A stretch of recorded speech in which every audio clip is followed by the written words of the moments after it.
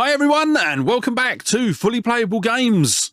So on today's video, we are going to be doing our first ever rankings video. And I thought what we'd do is, in today's video, we are going to rank all of the Nintendo home consoles. So yeah, I've got everything set up. So what I'll do is I'll get switched over to the PC, and then we'll have a look at some of the consoles that we're going to be looking at today. Okay, so I've got the ranking list all set up, and as you'll see, we've got a variety here. So we're going literally from the very first Nintendo console all the way up to modern day. And what I've done is I've also sprinkled in a couple of variations as well. So the first console that we've got, I'm just going to pull up my list with all the information on as well. So the first console we've got is actually going to be the Color TV Game 6. So this was the first ever Nintendo console that was released back in, I think it was 1976. And basically what this was an all-in-one Pong clone. It sold 1 million units, and it only has the built-in game. So there's no additional game sales or anything for this. Yeah, I will admit this is one that I want for the collection. We do currently have, I think it's the 15. No, the 15 is the driving one. We've got one in the gun. We've got the breakout one in the collection already, which I think was actually the last one to be released. It was the fourth one to be released. Yeah, I think these are great. Obviously, they're historically really important, because without this console we wouldn't have a Nintendo. But where do I think it ranks? Obviously I don't think it's sort of bottom end. Equally, I don't think it's top end. So I think I'm going to start and be very sort of middle of the field, and we're going to stick that in B. Yeah, it's a difficult one. I think B is appropriate for that one.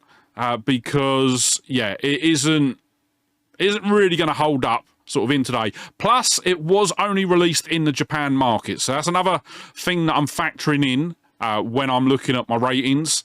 So basically, what I'm looking at is was it released worldwide, how many units were sold, and how many games are available for it as well. And moving on, we are going to probably closing in on very close to sort of out of the cartridge consoles, probably one of the best selling, if not the best selling. Let me have a look. Yeah, pretty much is the best selling, and that is going to be the Famicom.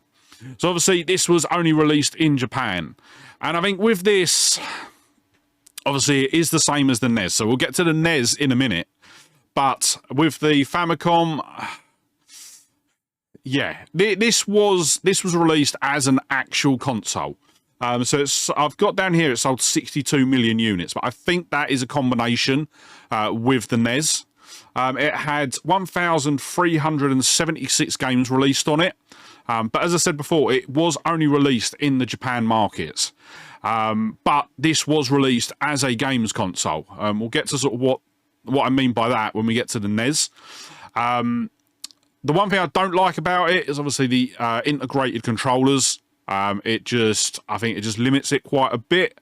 So I think with that, I'm probably going to put that into B as well. Yeah, I just don't think it's up there. I don't think it's an A rate. I really don't. It's definitely not S. I think B, with the fact that it was Japan only, and it was with the integrated controllers, I think that's probably a good place to put it. And then moving on to one of the accessories for the Super Famicom. Sorry, not the Super, the Famicom. And that's going to be the Famicom Disk System. So this is an add-on, and it is an add-on that has always fascinated me. You'll see, where are we? Just there. I've got my copy of the original Super Mario 2 on the Famicom Disk System. That's the only Disk System game I've got in the collection, but I haven't actually got a Disk System myself, so I've never been able to actually use one. But it wasn't very well received. So it sold 4.4 million units, It was only available in Japan and had a total of 200 games. Now, do I think that it wasn't... I don't know with this one, because had it been released worldwide, what would it have done? Could it have done better if it had gone worldwide? Obviously, the reason that Nintendo didn't take it worldwide was due to costs. Manufacturing the discs were quite expensive. I don't know. With the low numbers of both sales and games, and the fact that it is Japan only, I'm probably going to give this a C. And I know it's not a full console, and it is just an add-on. But, yeah, I don't think I can even put it in the same grade as the Famicom system itself. Yeah, I'm going to stay with C on that one. Whether that's controversial or not, I don't know. But now we are getting on to the heavy hitters. So we are getting on to the NES. And the reason that technically this wasn't sold as a console was because when Nintendo actually released this in the West, it wasn't long after the video game crash. And they didn't want to release it. That's why it was named Nintendo Entertainment System, so that it wasn't perceived as being a video game console. Because a lot of people were very wary about video games at that point because of all of the sort of like, at one point you were getting 1 to 2 clone Pong clones and sort of all-in-one systems being released a week. And obviously with all of the sort of shovelware that was on places like Atari and things like that, video games were basically seen as a bit of a pariah. So, yeah, Nintendo actually made the smart decision to actually not market the system as a video game system, and more sort of an entertainment system, which back then, an entertainment system was what a lot of people used to call the whole sort of TV setup. So like your TV, the VCR or VHS was your entertainment system. So yeah, the way that they'd worded it was actually quite clever. As I say, I think the figures that I've got for the NES and Famicom are actually the same. So we've got 62 million units sold. This sold for this had 1,492 games, and this is another one that I've really struggled, because I know I should be putting it in S tier, but I just can't. It is going to be an A tier for me, and I will say the reason why I'm putting it as an A tier is purely down to sort of my experience with it. And that is, so like my NES, whenever I'm playing it, it always has to be cleaned. So literally, if I now get it off the shelf, move it over here, I then have to use my cleaning fluid, or contact cleaner, sorry, spray it in the console, put the cart in and out a couple of times, then it will play. If I literally just put the cart in, and this could be a cart that is completely clean. I've literally just had it apart, completely cleaned it, put it in. It will not work until I actually clean the console itself. So for me, there's a lot of work involved with actually playing the console. It's not just sort of plug and play. So yeah, for me, that is going to be a firm A tier for the NES. Then I've also included the Top Loader. This is a system, I think it looks absolutely gorgeous. And I do really want one myself, but they weren't ever released in the PAL regions. So they were only released in the US and Japan. I haven't got any individual sales figures for the Top Loader. And it did use the same games as the NES. So yeah, that was 1,492. There you go. I had to double check then. So for me, because this wasn't released in PAL regions, I am going to give it a B rank. Just because, as I say, if it had been brought out everywhere, it would have been great. And I have to say, I absolutely love the dog bone controller that comes with these. I do actually have one of those in the collection. I just don't have the actual console. But then we are moving on to probably what I would say one of Nintendo's best early consoles. And that is going to be the SNES. So this sold, surprisingly, this only sold 49 million units, but had 1,738 games on it. And yeah, I think this is just one of Nintendo's best consoles. I absolutely love my SNES. You'll see there, I've got quite a few games up on the shelf, but I've also got probably double that in the drawer in just cart only. And for me, there is no other ranking but S tier for the SNES. It is, as I say, it is a superb console, and it is so easy to play in sort of modern day as well. It's easy to mod and easy to just plug and play. So yeah, it is definitely going to be an S tier for me. Right, so now this is probably going to be the most controversial one on here, because we're going to be looking at the Virtual Boy. And I know a lot of you are probably screaming right now saying that, wait, the Virtual Boy was actually classed as a portable. Well, yes, it was, but I'm sorry, I'm putting my foot down. It is not a portable console. I'm sorry.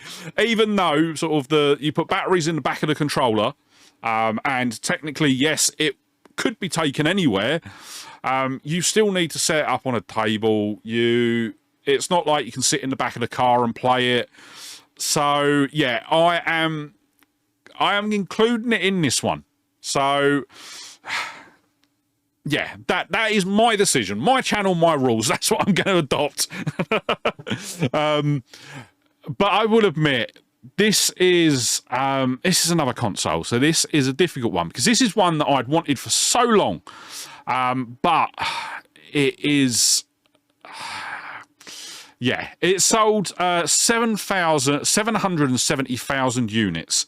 It's got a total of 22 games on it. So yeah, it's Nintendo's lowest supported platform and lowest selling platform, and I had a ranking in mind for this, but I'm debating it now. I don't know if I can justify the ranking I was giving it. No, I'm gonna give it a C. I originally was gonna give it a B, but I think that is more my sort of favoritism towards it. But no, I think realistically, with all of the problems with it, it is. Yeah, I can't put it as a B. So obviously with the eye strain that it gives everyone, the fact that it had to have an auto shut off because of sort of eye strain, the fact that now they're also starting to sort of fall off as well. I've seen a lot of people sort of with reports that the LCDs are dying. The fact that it's got such low unit value and low game count. Yeah, it's got to be a C. I'm afraid it can't go any higher than that. Right, so next up we have got the N64. And this is another console that I absolutely love. So you can't quite see it on the video at the moment, but the shelf just up here is completely dedicated to the N64. Once again, I've got a whole load of cart-only games for this system as well. Originally, so it sold 33 million units with a total of 388 games released. Now, I think from my perspective, I had the only experience that I had back in the day when it was a mainline console. The only experience I had of playing it was actually playing it at a friend's house, and they had. I will admit they had a good selection, and actually, no, I'm going to bump this up from what I was originally thinking as well. This is going to get bumped up, so this is going to S. I'm sorry, it's going to S, and purely the reason why is because when I remember back to when it was a mainline console, when we were younger, and I would go over my friend's house.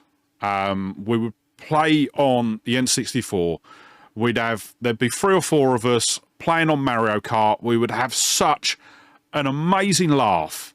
And actually, I think out of all of the Nintendo consoles, this is probably the one that I've got the best memories of sort of sitting there playing with my friends, having such a laugh. Yeah, no, definitely S tier for me for the N64. And then we move on to the next one. So this is the GameCube. And once again, I think favouritism is going to come into this, because obviously this is a console that I'm actually currently going for a full PAL set at the moment. And I am not going to beat around the bush with this one. It is going straight into S tier. I think it is an absolutely amazing system. It is so far ahead of its time. And I can't believe it was as underappreciated as it was. So it sold 22 million units and has a combined total of 650 games released for it. Obviously, the main drawback for it was the fact that it was using the smaller discs, and a lot of publishers didn't want to support it because of the extra cost. But for me, I just think it is an amazing system. I really do. And I think even if you look at it from sort of a modern standpoint, where sort of when it comes down to things like sort of modding the console, it is such an easy and cheap console to mod. And yeah, I think the only negative that I would sort of give to the GameCube is obviously the failure rate of the disc laser. But for me, it's still going to be an S tier. Right, next up, we have got the Nintendo Wii. And this is one that is going to be an interesting one. So this is Nintendo's second best ever selling console. It sold 102 million units with a total of 1,612 games. I don't think that's right. I think there's a lot more. I think there's closer to sort of 3,000, 2,000 to 3,000. But those were the figures that I got online. For me, with this one, I think originally I was considering an A for this. But I'm going to put it in B. And purely because a lot of the games on the system that could use a controller just didn't support it. And yeah, I just don't... I personally as well, I'm not a fan of the Wii. It was... When I first got one, it was a gimmick. It was nice to try, but yeah, I'm not a fan of it. I don't even have the games for it in the games room anymore. They're all in storage. I've got a couple of Wii consoles on the console display, but I don't play them. I don't think it's an A-rank console. I really don't. It is... Yeah, it was a gimmick, and I actually think that gimmick adversely affected a lot of games that were released on the platform. There are so many games that you hear people sort of talking about, and when they say...